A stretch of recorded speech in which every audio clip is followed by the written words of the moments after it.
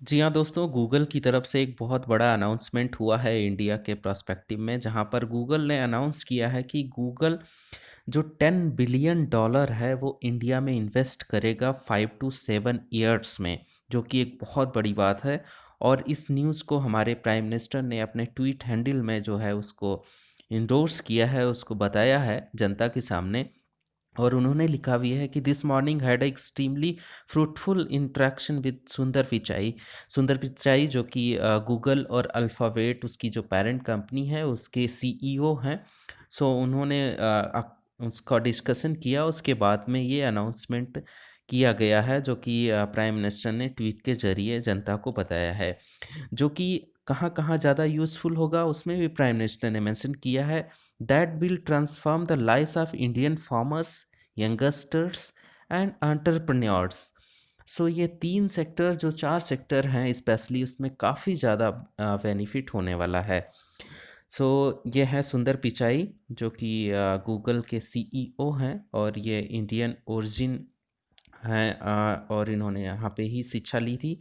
और इन्होंने भी अपने ट्विटर हैंडल से क्लियरली जो है बताया है कि गूगल 10 बिलियन डॉलर, जो कि 75,000 करोड़ के इक्विवेलेंट होता है, वो इंडिया में इन्वेस्ट करेगा आने वाले 5 to 7 ईयर्स में, जो कि स्पेसिफिक होगा अपनी अच्छे से डिजिटल हब बनाने के लिए।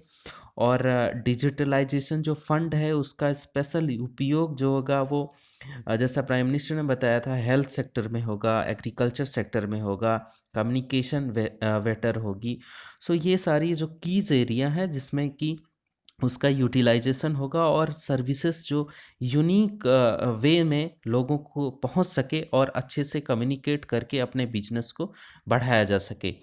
सो फ्रेंड्स, ये सारे कुछ न्यूज़ क्लिपिंग्स हैं जो कि द हिंदू की तरफ से हैं, टाइम्स ऑफ इंडिया ने, उन्होंने अपने अपने ढंग से इसको कैसे गूगल ने कहाँ पे किस सेक्टर में कितना मतलब कि यूज़फुल होगा, वो सारी चीज़ें न्यूज़पेपर्स ने भी अच्छे से कवर अप किया है। सो ये काफ़ी इम्पोर्टेंट न्यूज़ है, इंडियन इकोनॉमी को बूस्ट करने के लिए एक बहुत ही बड़ा अनाउंसमेंट है गूगल की तरफ से। इसके अलावा गूगल ने जियो में भी अपना इन्वेस्टमेंट किया है, जो कि जियो एक बहुत ही इमर्जिंग प्लेटफॉर्म है इंडियन मार्केट में।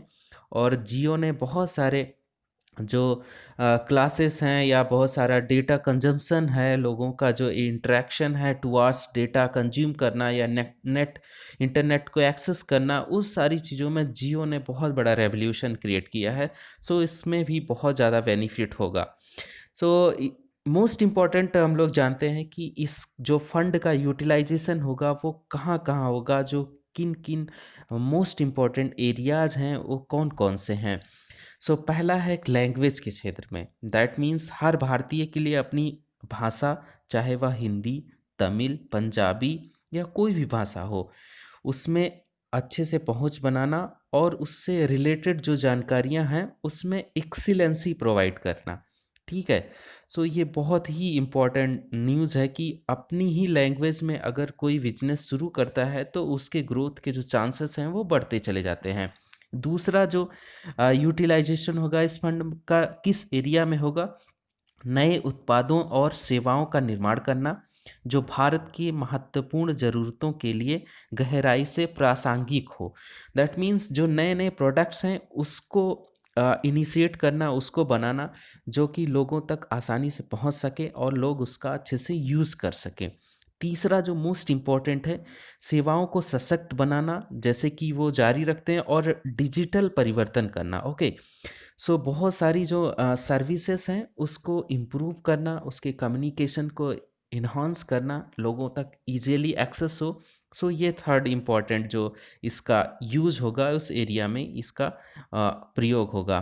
फोर्थ इम्पॉर्टेंट है कि स्वास्थ्य, शिक्षा और कृषि जैसे क्षेत्रों में सामाजिक अच्छे और प्रौद्योगिकी एआई प्रोड्यूस करना। That means agriculture sectors, education sector में जैसे वीडियो कॉन्फ्रेंसिंग से क्लास होना, एग्रीकल्चर में जो बहुत सारे प्रिडिक्शंस हैं वो कैसे किए जाएं जिससे फार्मर्स उसको बेनिफिट हो, जैसे वेदर फोरकास्टिंग हुआ मोस्ट इम्पॉर्टेंट।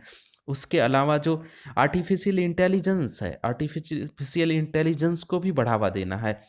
इस फंड के ज़रिए, जो कि बहुत ही इम्पोर्टेंट है इंडिया के पर्सपेक्टिव में, बिकॉज़ इंडिया में तो ऐसे बहुत सारी जो यंग जनरेशन है वो इन सब चीज़ों में एंगेज होके बहुत ज़्यादा मतलब बेनिफिट उठा सकते हैं।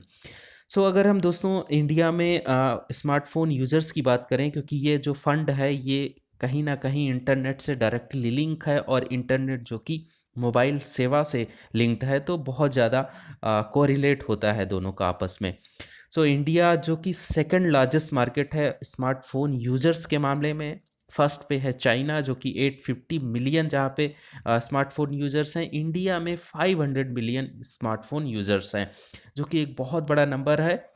और इससे हर एक आदमी को एक जो बेटर सर्विस गूगल जो इंडिया में प्रोवाइड करेगा वो लोगों तक आसानी से पहुंच सकेगा। सो ये काफ़ी इम्पोर्टेंट है। और अगर हम इसके इंटरनेट एक्सेस की बात करें तो 77% के आसपास जो इंडिया में इंटरनेट का एक्सेस किया जाता है। अगेन मोस्ट इम्पॉर्टेंट यहाँ पे हम देख सकते हैं कि जो इंडिया में जो इंटरनेट का डिस्ट्रीब्यूशन है वो किस मतलब तरीके से है, तो that means in smartphone users कितने हैं। सो 227 मिलियन जो है रूरल एरिया में है, और 205 मिलियन अर्बन एरिया में, जो कि एक बहुत बड़ा नंबर है। अगेन अगर हम देखें कि इसमें जो जेंडर डिस्ट्रीब्यूशन कितना परसेंटेज में है, तो ऑल इंडिया में 65% जो मेल हैं वो स्मार्टफोन यूज़ करते हैं, और 35% जो है फीमेल्स यूज़ करते हैं। और अगर एज ग्रुप के अकॉर्डिंग हम बात करें कि कितना परसेंट एज ग्रुप के हिसाब से इंटरनेट या स्मार्टफोन यूज़ होता है, तो 34% जो है 20 से 29 एज के लोग इंटरनेट और स्मार्टफोन यूज़ करते हैं। सेकंड पे है 30 से 39 एज ग्रुप के लोग। अगेन दोस्तों, जियो आने के पहले और जियो आने के बाद में जो इम्पैक्ट देखने को मिला है डेटा यूज़ करने का, इंटरनेट यूज़ करने का, वो बहुत ही इंटरेस्टिंग है। अगर हम यहाँ पर देखें तो मोबाइल इंटरनेट का जो बूम है 2016 के बाद में आया है। उसके पहले लोगों का जो डेटा कंजम्पशन था 20 करोड़ मीन्स गीगाबाइट जीबी का था। और जो कि एक पर मंथ बेसिस पे है। ओके। और अगर हम इसको रेट में कन्वर्ट करें कि तो कितना रेट में ये मतलब कि लोग परचेज कर रहे थे, तो ये 250 एक जीबी, जो कि एक जीबी 250 का पड़ता था। बट जियो के आने के बाद में ये इतना सडन इंक्रीज हुआ है, 370 करोड़ गीगाबाइट का कंजम्पशन पर मंथ हुआ। और जो रेट है वो 15 रुपीज़ पर जीबी, जो कि काफ़ी कम हो गया। ओके।